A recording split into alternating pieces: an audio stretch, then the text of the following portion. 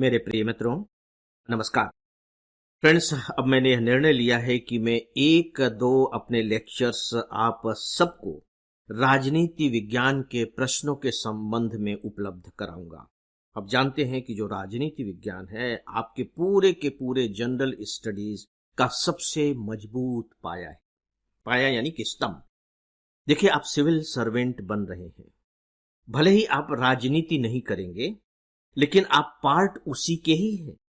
इसीलिए आपके राजनीति विज्ञान का जो सिलेबस है उसमें आप देखिए सिविल सर्वेंट का भी टॉपिक है, यानी कि आप उसी के पार्ट होने जा रहे हैं।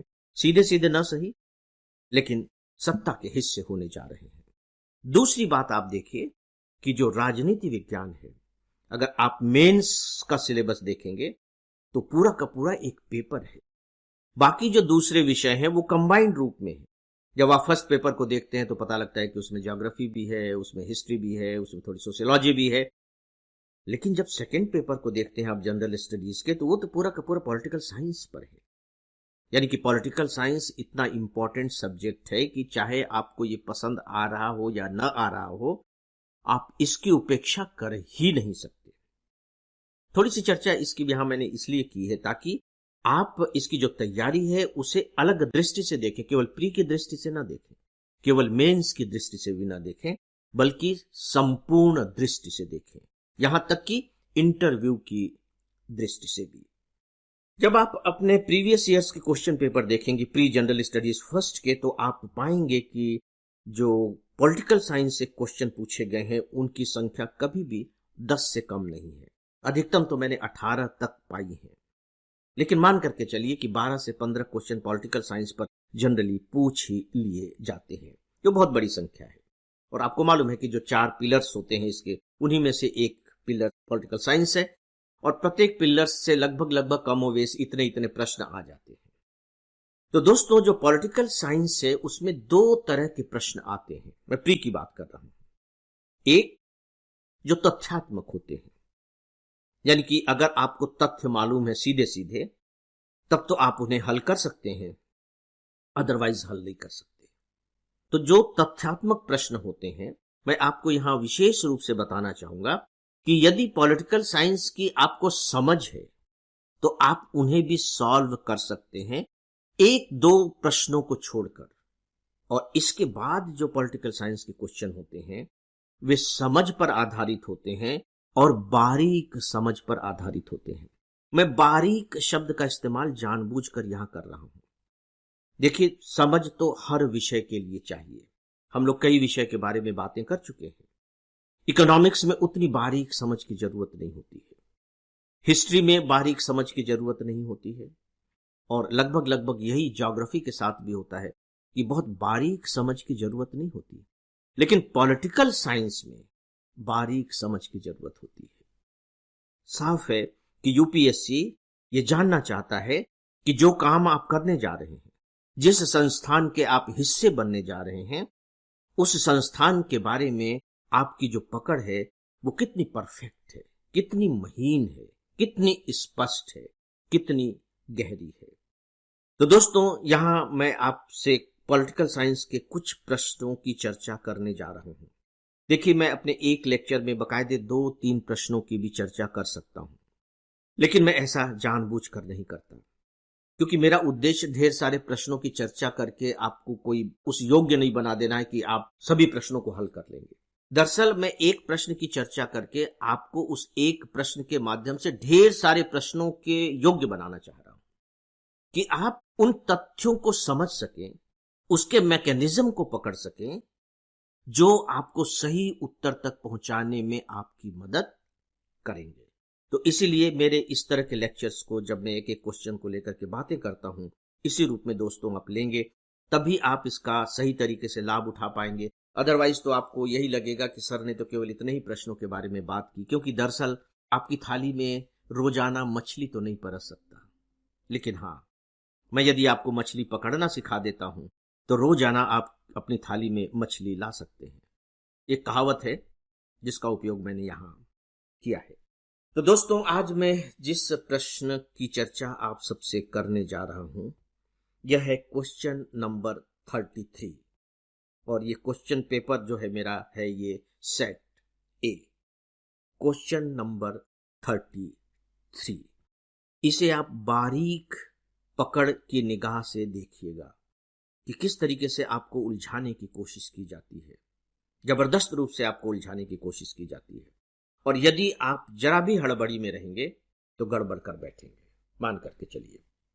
मैं पहले प्रश्न पढ़ रहा हूं। निम्नलिखित में से कौन सा एक कथन किसी देश के संविधान के मुख्य प्रयोजन को सर्वोत्तम रूप से प्रतिबिंबित करता है? और इसका जो फॉर्मेट है सिंपलेस्ट फॉर्मेट है। सिंपलेस्ट फॉर्मेट क्या हो सकता है? ABCD 4 दे दिया और उसमें से एक सही है। ऑब्जेक्टिव टाइप का जो सरलतम जो रूप हो सकता है क्वेश्चन का वो यही हो सकता है, तो इसमें बिल्कुल सरलतम रूप दिया है। याद रखिए कि जब महीन पकड़ की बात होगी तो क्वेश्चन के स्वरूप को सरलतम बना दिया जाएगा, क्योंकि यदि बहुत जटिल रखा गया तो फिर तो आपके लिए वो असंभव सा हो जाएगा, क्योंकि आप जटिलता में उलझ जाएंगे। पहले तो उस जटिलता को सुलझाइए और इसके बाद फिर उसका जो महीन रूप है आप उसे देखें और फिर उसे पकड़ें। तो यूपीएससी ने खासकर ये पैटर्न अपनाया हुआ है, जो मैंने मार्क किया है, कि जब उसे बहुत बारीक अंतरों को पकड़ने की क्षमता का मूल्यांकन करना होता है तो क्वेश्चन के फॉर्मेट को सिंपल बना देता है, जैसे कि इस फॉर्मेट को उसने सिंपल बना दिया। अब उन्होंने ABCD 4 विकल्प हमारे सामने रखे हैं। दोस्तों, मैं भी विकल्पों पर नहीं जा रहा हूं, पहले आप जो क्वेश्चन है आप उसकी बारीकियों को पकड़ने की कोशिश कीजिए।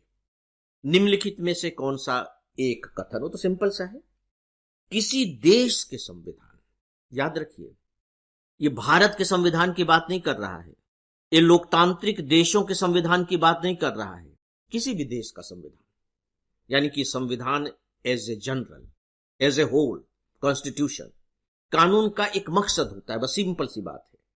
लेकिन यहां हम कानून की बात नहीं कर रहे हैं, यहां हम किसकी बात कर रहे हैं? संविधान की बात कर रहे हैं। जहां हमारे सामने अमेरिका का भी संविधान है, जिसके पास केवल 4,500 शब्दों का ही भंडार है बस। हमारे पास ब्रिटेन का संविधान है, जिसके पास लिखित में कुछ है ही नहीं, और हमारे पास भारत का भी संविधान है जो इतना बड़ा है। किसी देश के संविधान के मुख्य प्रयोजन को, मुख्य प्रयोजन, टॉप, सर्वोत्तम, जो कॉम्प्रिहेंसिव में हम लोगों ने बात की है, सर्वोत्तम मर्म, मुख्य प्रयोजन सर्वोत्तम रूप में, एक तो मुख्य प्रयोजन और उसको बहुत ही परफेक्ट तरीके से प्रतिबिंबित करता है, बताता है, दिखाता है, राइट। यदि आप यहां किसी देश को चूक जाएंगे तो फिर गड़बड़ कर सकते हैं, क्योंकि हमारे दिमाग में तो भारत का संविधान होगा। तो यहां एक व्यापक संविधान को लेकर के वो चल रहा है। ज्यादातर स्टूडेंट यही गड़बड़ करते हैं, क्योंकि उनके दिमाग में संविधान के नाम पर फिर भारत होता है। भारत इसलिए होता है क्योंकि हमारे सिलेबस में भारत का ही संविधान है, तो जब हमारे सिलेबस में भारत का संविधान है तो भारत के संविधान के बारे में ही पूछा गया होगा, तो हमारे सबकॉन्शियस माइंड में तो ये सब चीजें चलती रहती है ना। अब आप देखिए कि विकल्प क्या है। ए, यह आवश्यक विधियों के निर्माण के उद्देश्य का निर्धारण करता है। यह आवश्यक विधियों के निर्माण के उद्देश्य का निर्धारण करता है, यानी कि जो आप कानून बनाएंगे वो कानून इसी सीमा में होने चाहिए।